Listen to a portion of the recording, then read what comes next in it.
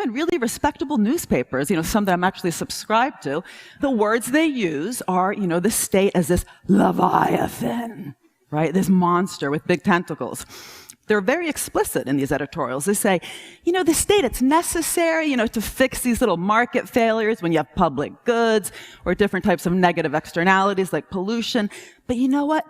What is the next big revolution going to be after the internet? We all hope it might be something green or, all this nanotech stuff. And in order for that stuff to happen, they say, this was a special issue on the next industrial revolution, they say the state, just stick to the basics, right? Fund the infrastructure, fund the schools, even fund the basic research, because this is popularly recognized, in fact, as a big public good, which private companies don't want to invest in. Do that. But you know what? Leave the rest to the revolutionaries, those colorful, out-of-the-box kind of thinkers. They're often called garage tinkers, because some of them actually did some things in garages, even though that's partly a myth. And so what I want to do with you in, oh God, only 10 minutes, is to really think again this juxtaposition. Because it actually has massive, massive implications beyond innovation policy, which just happens to be the area that I often talk with policymakers. It has huge implications, even with this whole notion that we have on where, when, and why we should actually be cutting back on public spending. And different types of public services, which, of course, as we know, are increasingly being outsourced because of this juxtaposition, right? I mean, the reason that we need to maybe have free schools or charter schools is in order to make them more innovative without being, burdened by this heavy hand of the state curriculum or something. So these kind of words are constantly, these juxtapositions come up everywhere, not just with innovation policy. And so to think again, I mean, there's no reason that you should believe me. So, just think of some of the smartest revolutionary things you have in your pockets, and do not turn it on, but you might want to take it out, your iPhone.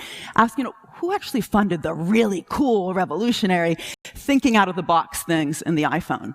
Well, what actually makes your phone a smartphone, basically, instead of a stupid phone? So the internet, which you can surf the web anywhere you are in the world, GPS, where you can actually know where you are anywhere in the world, the touchscreen display, which makes it also really easy to use phone for anybody. These are the very smart, revolutionary bits about the iPhone, and they're all government funded. And the point is that the internet was funded by DARPA, US Department of Defense. GPS was funded by the military's Navistar program. Even the Siri was actually funded by DARPA. The touchscreen display was funded by two public grants by the CIA and the NSF to two public university researchers at the University of Delaware. Now, you might be thinking, well, she's just said, the word defense and military an awful lot. But what's really interesting is that this is actually true in sector after sector and department after department. So the pharmaceutical industry, which I am personally very interested in because I've actually had the fortune to study it in quite some depth, it's wonderful to be asking this question about the revolutionary versus non-revolutionary bits, because each and every medicine can actually be divided up on whether it really is revolutionary or incremental. So the new molecular entities with priority rating are the revolutionary new drugs, whereas the slight variations of existing drugs, Viagra, different color, different dosage, are the less revolutionary ones.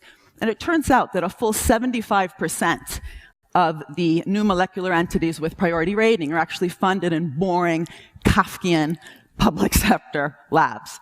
This doesn't mean that Big Pharma is not spending on innovation. They do. They spend on the marketing part. They spend on the D part of R&D. They spend an awful lot on buying back their stock, which is quite problematic. In fact, companies like Pfizer and Amgen recently have spent more money in buying back their shares to boost their stock price than on R&D, but that's a whole different TED Talk, which one day I'd be fascinated to tell you about. Now, what's interesting in all this is the state, in all these examples, was doing so much more than just fixing market failures.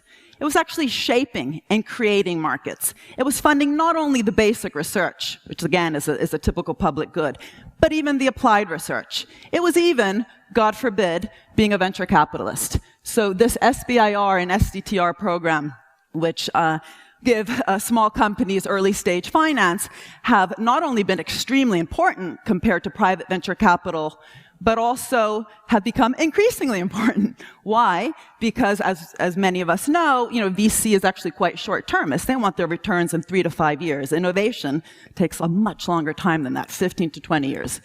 And so this whole notion, I mean, this is the point, right? Who's actually funding the hard stuff? Of course, it's not, just the state. The private sector does a lot, but the narrative that we've always been told is the state as important for the basics, but not really providing that sort of high-risk, revolutionary thinking out of the box. And all these sectors, from funding the internet to doing, the spending, but also the envisioning, the strategic vision for these investments, it was actually coming within the state. The nanotechnology sector is actually fascinating to study this, because the word itself, nanotechnology, came from within government. And so there's huge implications of this. First,